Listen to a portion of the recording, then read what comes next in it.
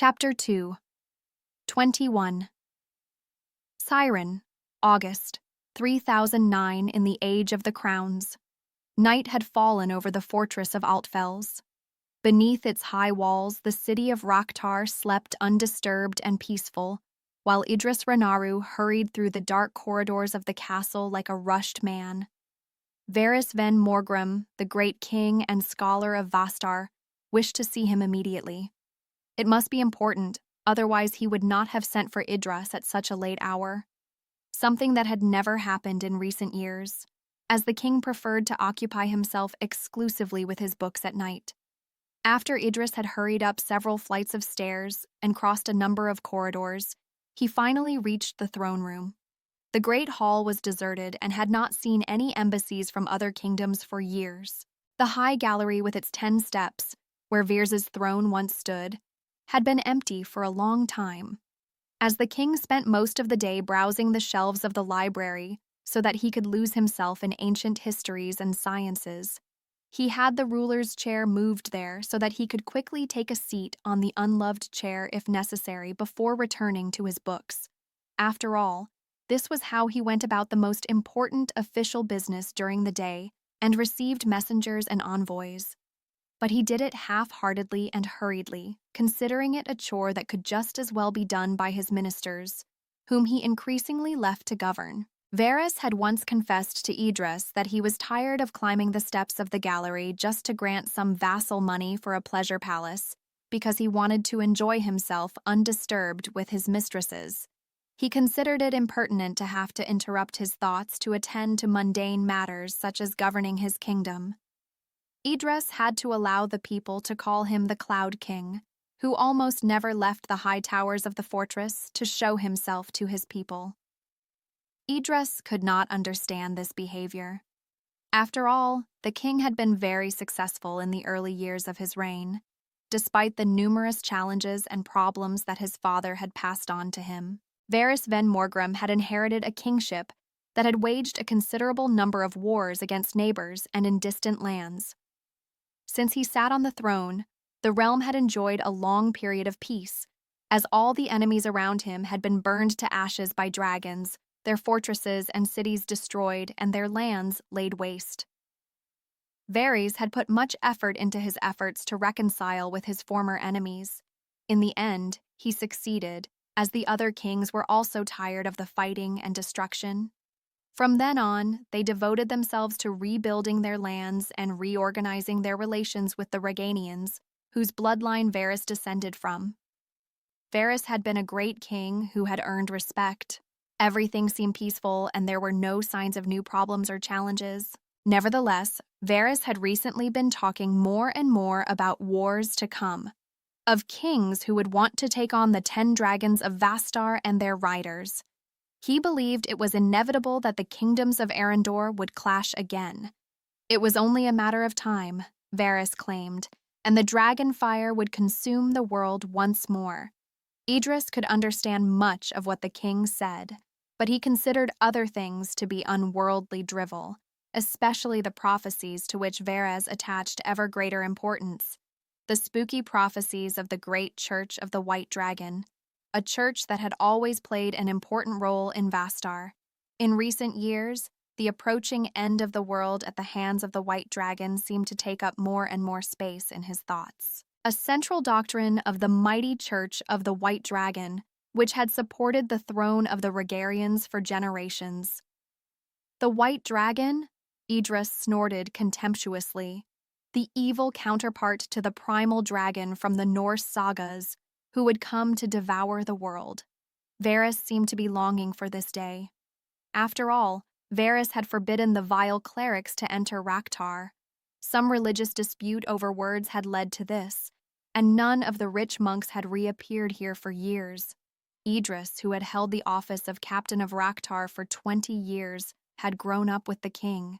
He had lived with the king's thoughts and feelings for over 50 years and had learned to endure the whims that came with them. Idris had served in the wars that Varys had yet to fight, and those that his father had started.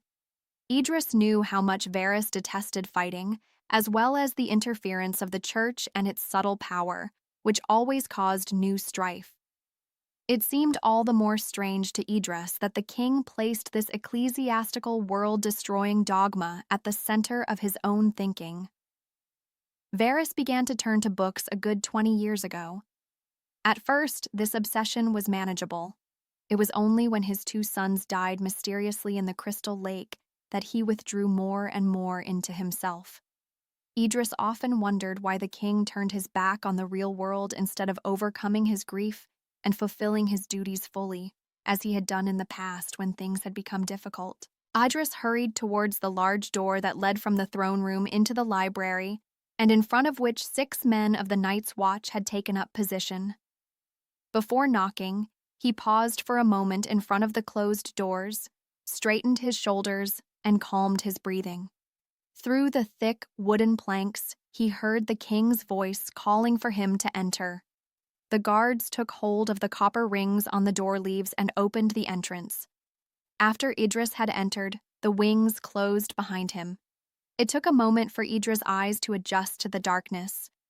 The king had forbidden candles. The danger of a spark igniting the precious paper treasures was too great. The pale glow of beetle lamps illuminated one corner or another. Idris recognized the wall shelves that reached up to the ceiling, crammed with books and scrolls.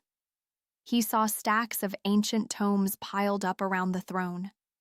The jingling of the insects that Varys was shaking in her glass container could be heard, and a brighter light flashed behind one of the walls of books. "Come here," the king commanded.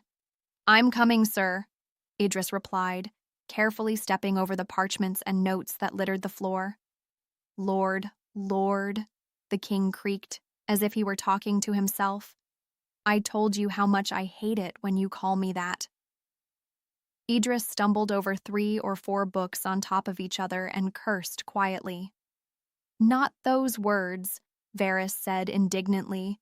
"You're standing on holy ground." The king was probably alluding to the library's past when it had not yet been defiled by the church.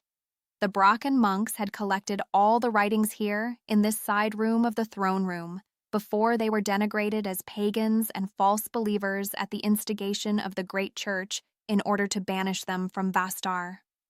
The Brackanians were regarded more as scribes than as a religious community. However, as they had an opinion on all matters of faith, they were also assigned to the church and valued as advisors. Although the Brackanians saw it differently, they tolerated being viewed in this way. "Come on now," urged the king. "Where are you? What are you dawdling about for?" Idris walked around another bulwark of old papers and dusty tomes. Behind it, he found Varys sitting on a simple chair in front of a table full of parchments, scrolls, and books. His dark cloak was in urgent need of cleaning. The crown on his shaggy, silvery hair had slipped, and his unkempt beard was covered in the remains of dinner. Under his thick eyebrows, bright gray-blue eyes flashed like clear windows to an alert mind. Varys beckoned Idris closer. "Look at this. Come here." A new inner fire had taken hold of the king. His face, usually marked by worry lines and pensiveness, was joyful and radiant. Varys held a piece of brittle leather in his hands, on which Idris recognized drawings of hills, mountains, rivers, and lakes. Golden characters glittered in the flickering light of the lamp. "A map," Idris remarked dryly. Enraptured and with trembling fingers, the king stroked the leather as if he were touching a holy relic. "Not just any map," he breathed. "It is the map of the Otherem. It shows the way to the soul's heart. Otherem, the creator of the dragons." Another legend. If it weren't for the king, Idris would have rolled his eyes. "How do you know the map is real?" Varys looked at Idris with a mischievous expression. "Do you think I've been digging through this mountain of books all these years like a dwarf looking for treasure without finally solving this riddle?" Idris looked again at the vast number of tomes that filled the room. Hard to imagine. The king raised his finger to emphasize his words. "I have done it. And now listen. I have read on these pages here." He placed his hand on a book that lay open on the table and paused for a devout moment. what the map that leads to the soul heart must be like. It must be made of leather, with the sign of the horned serpent at the lower right end. The king showed Idris the said spot. Here is the snake.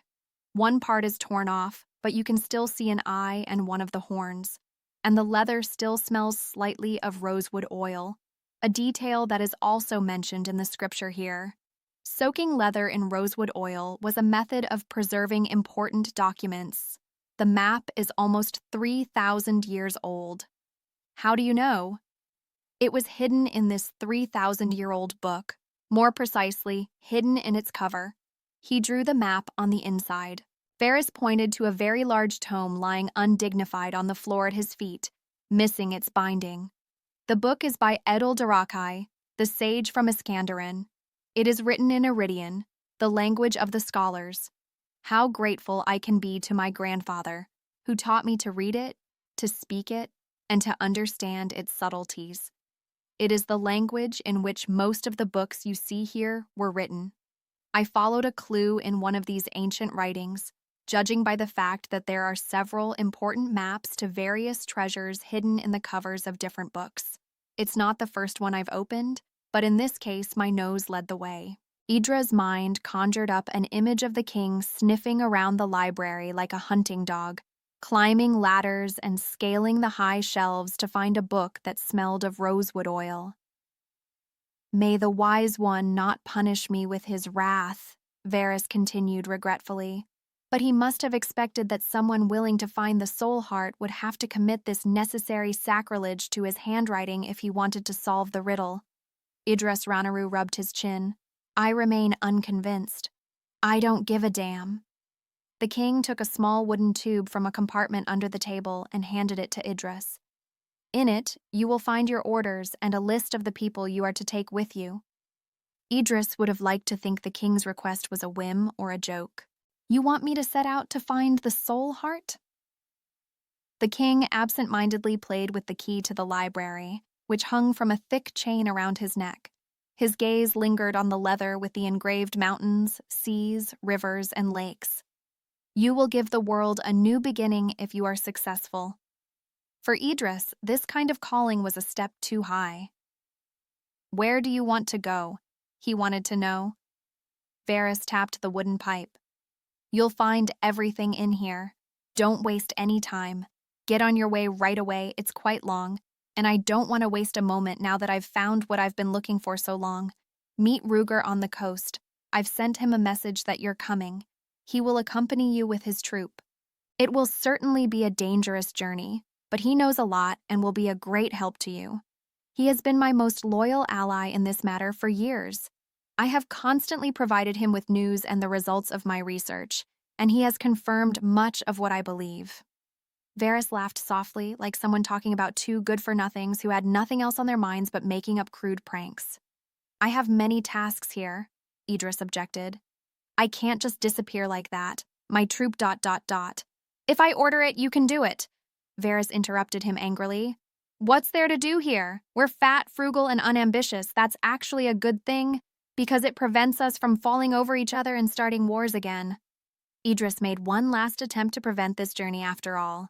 Danger is always lurking, he said. It always shows itself in its own time. Varys grinned. His eyes glittered with mockery. Spoken like a king's advisor. Still, you will go. Idris admitted defeat. Fine, I'll go.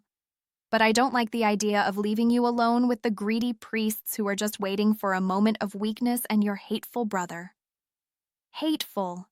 You said that well. Varys eyed Idris for a while before continuing in a serious voice. What you will accomplish is far beyond anything you could do here. Even if it seems too lofty a goal, embrace your destiny. Set aside all reservations and play your part in the history of this world. It is more important than all the deeds of the greatest kings of Arandor.